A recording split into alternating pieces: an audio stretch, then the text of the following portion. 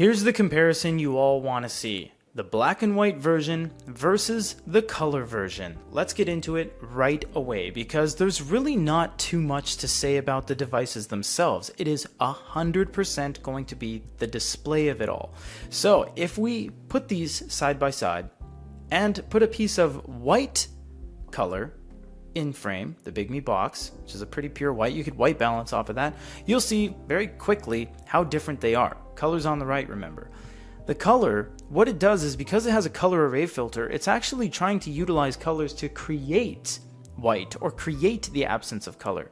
But this one is significantly more white because it doesn't have that physical layer in the way that is utilizing color. There is no color whatsoever.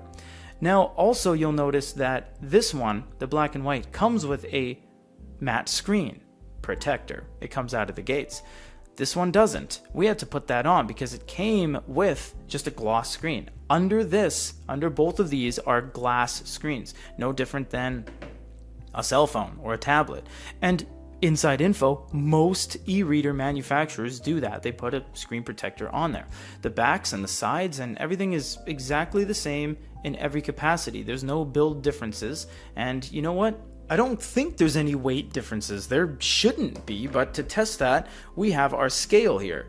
There wouldn't make any sense if there's weight differences. Maybe a gram for the color array filter, but here's the black and white unit coming in at 170. Just gonna shake it a bit, see if it's deviating. Nope, 170 on the nose, and this one is 172. Okay, well I was close. I said 1 gram, it's 2 grams, because that is accounting for the physical differences in the screens. But other than that, 2 grams, you'll never feel that. And you know, it could be the screen protector. Well, but this one has one too, but it's more factory fresh. It's hard to say, but they both came from factory this way. Either way, splitting hairs. The devices are exactly the same in every single way. So let's power them both up by taking off standby and get into it.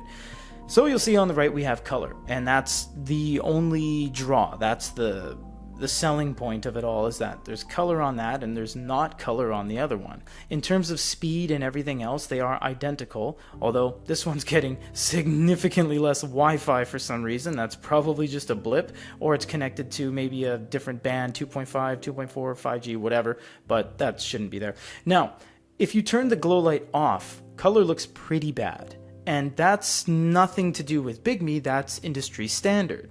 Basically on any device, Kaleido has always done that, so you don't need to turn the glow light on the black and white, but it is advisable that you turn the glow light on right about to there. Anywhere, depends on the manufacturer, between 10 to 30%, and then that will give you almost a level playing field, because to harness the full potential of Kaleido, you need that glow light to take the edge off, and it's just, that's the nature of the beast.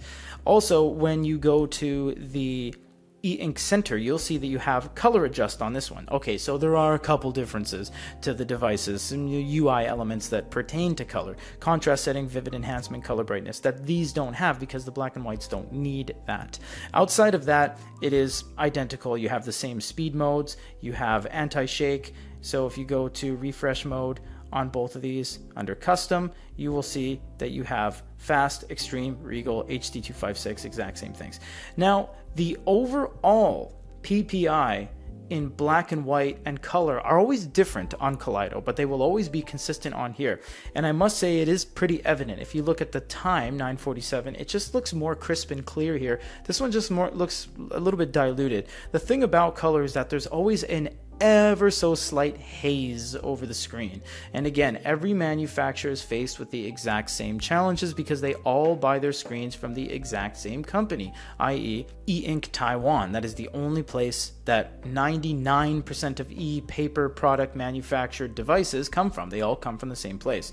So when it comes to what they can do, Google Play Store, the floating ball, it's all exactly the same. So you are going to just have to fight with that resolution because it's a little bit more blurry on here, significantly than a black and white unit. As it stands alone, if you don't have a basis of comparison, it looks nice. The colors are vibrant because Kaleido 3 is the latest possible color. But when you put it against something where you have a basis of comparison, you say, oh, well, you know, this looks so much better. But it's limited in its own way because it just can't do certain things. So let's look at some side-by-side color images to just kind of let it speak for itself.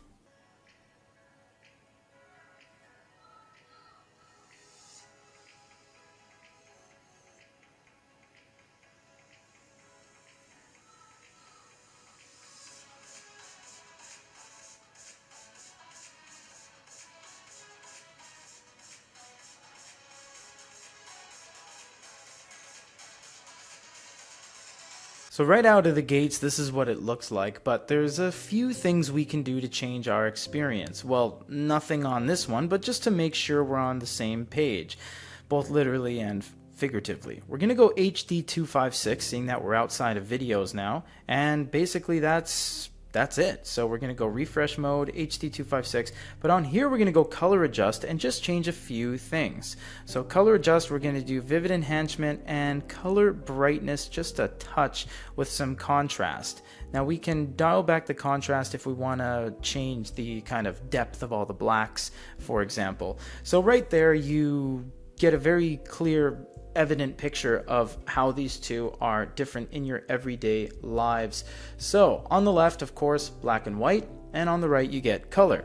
Now if you need color, you can't get it, but if you need black and white, well, you can't get it either because there's no way to toggle it off like some manufacturers have found ways, but this is just no way to do that.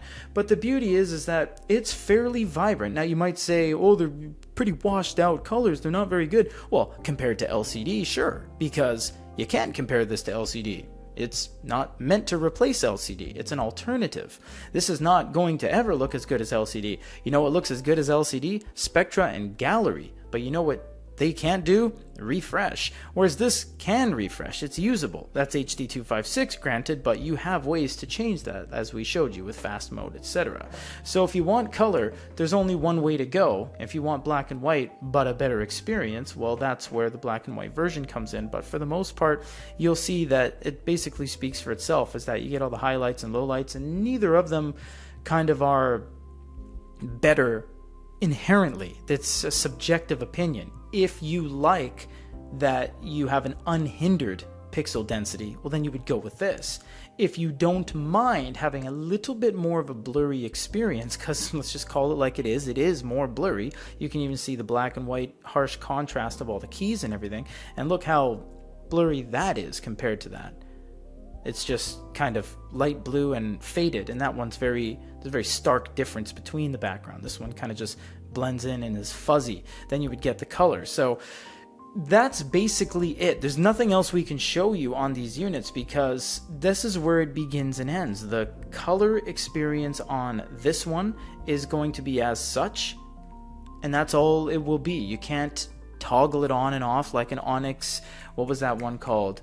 The Poke 2 color actually had a way to turn off the color, and basically not a whole lot of other mainstream manufacturers found a way to do that. And they said it wasn't by design, it was a mistake, but I kind of feel like it was by design because it's almost like a light switch.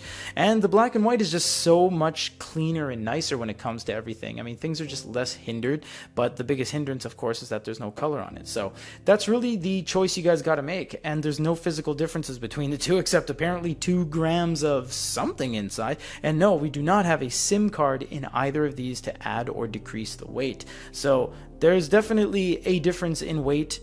Build quality could have just been a blip at the manufacturing process, but something is different on that one. We don't care to dig to find out what it is, but that's the reality. If you guys stick around to the end roll, you can see the individual videos on both of these, but that's basically it, guys. The color version versus the black and white real world experiences.